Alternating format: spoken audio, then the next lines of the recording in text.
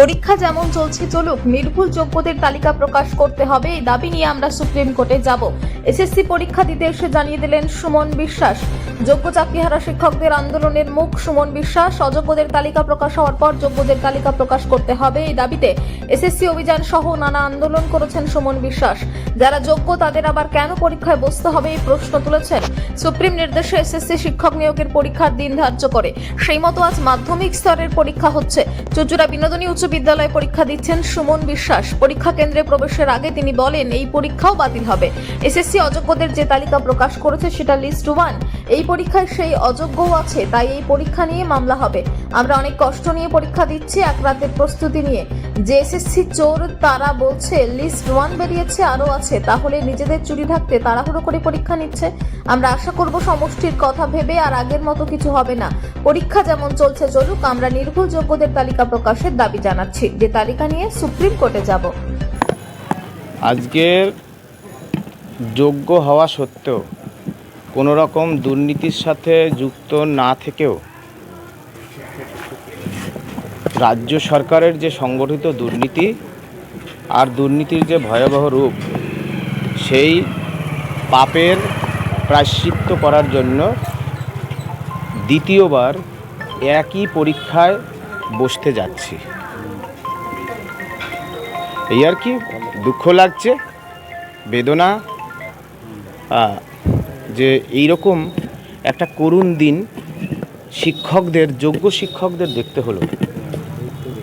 পরিবর্তনের সরকারে এর আগে অনেকেই পাপের প্রায়শ্চিত্ত করেছেন, এখন আজকে প্রথম দফায় বাংলার যোগ্য শিক্ষকরা পাপের প্রায়শ্চিত্ত করতে যাচ্ছি।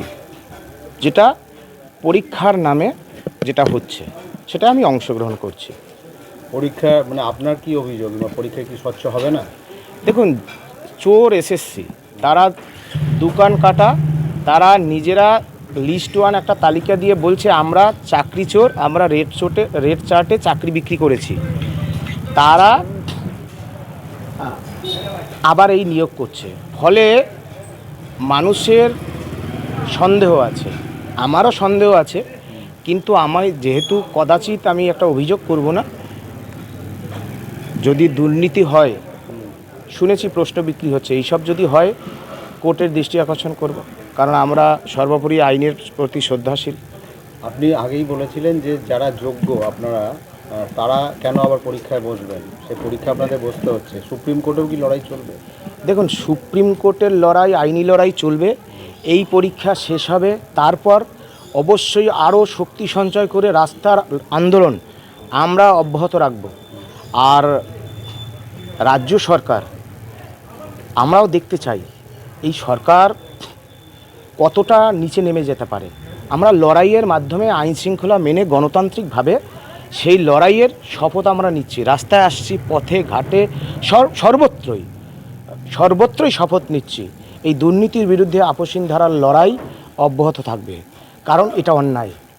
আজকের 7ই সেপ্টেম্বর 2025 বাংলার এসএসসি 2016 প্যানেলের যোগ্য শিক্ষকদের দ্বিতীয়বার একই চাকরির পরীক্ষায় বসিয়ে একটা নির্বাচিত সরকার, যারা সংবিধানকে শপথ নিয়ে আমাদের মুখ্যমন্ত্রী মন্ত্রী হয়েছে, তারা অন্যায় করছেন।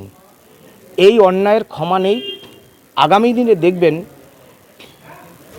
রাস্তাই বলে দেবে, রাস্তাই পথ দেখাবে। সুপ্রিম কোর্টই তো বলেছিল যে নতুন করে প্যানেল বাতিল করে নতুন করে কোনো পদ্ধতি বা কোনো ব্যবস্থা নিতে পারত। অবশ্যই সরকার নিতে পারত। যোগ্যদের তালিকা দিয়ে দিলে সুপ্রিম কোর্ট ফ্রেশ সিলেকশন করতে বলেছে, তাহলে যারা আনটেন্টেড তাদের আবার কিসের পরীক্ষা? কিন্তু যদি সেই ফ্রেশ সিলেকশনের কথা হয়, তারা একটা 5 মার্কস ডেমনস্ট্রেশন, 5 মার্কস ভাইবা নিয়ে তারা নিতেই পারতো।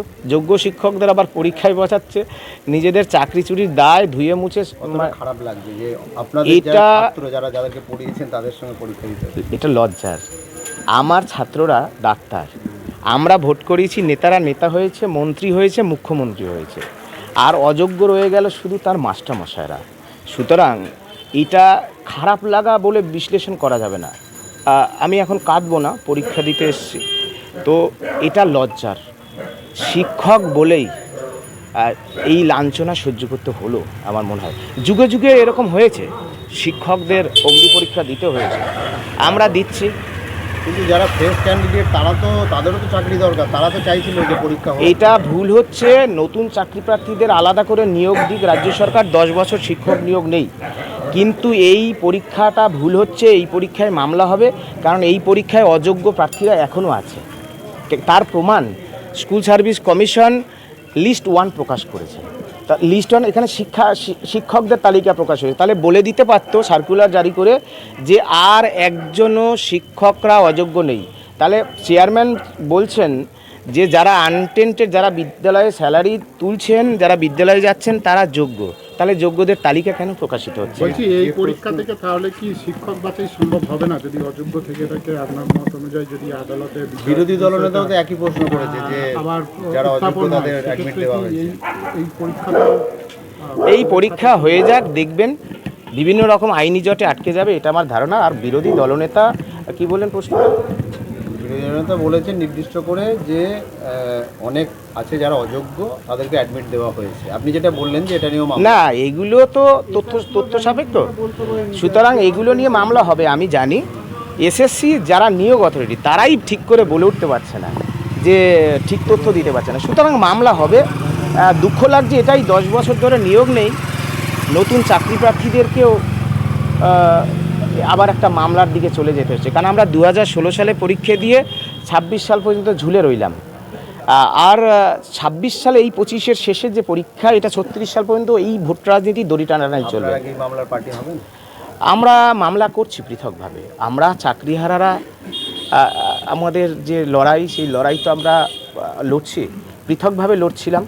যদি সেখানে বিরোধী রাজনৈতিক দলগুলো দলীয় রাজনীতির ঊর্ধ্বে উঠে গিয়ে আমাদের সহযোগিতা বাড়ান, এখনও পর্যন্ত তো কেউ বাড়াননি। যদি বাড়ান আমরা নিশ্চয়ই সেটা গ্রহণ করব। সবাই মিলে পশ্চিমবাংলার শিক্ষা ব্যবস্থা বাঁচানোর স্বার্থে, যোগ্য শিক্ষকদের বা শিক্ষিকা বা শিক্ষাকর্মীদের বাঁচানোর স্বার্থে সুপ্রিম কোর্টের লড়াই এবং রাস্তার আন্দোলন দুটোই চলবে সমানভাবে। প্রিপারেশন কেমন হয়েছে? এক রাতে এসএসসি, একটা রাত পড়েছি, মা বাবা আত্মীয় স্বজন চাকরিহারাদের অনুরোধে যে আপনি যান পরীক্ষাটায়। আপনার বাড়ি কজন দিচ্ছে? আমার বাড়িতে আমার ভাই দিচ্ছেন, আমার স্ত্রীও দিচ্ছেন। এই আর কি। ওরা দুজনই নতুন চাকরি প্রার্থী। কোথাও একটা এই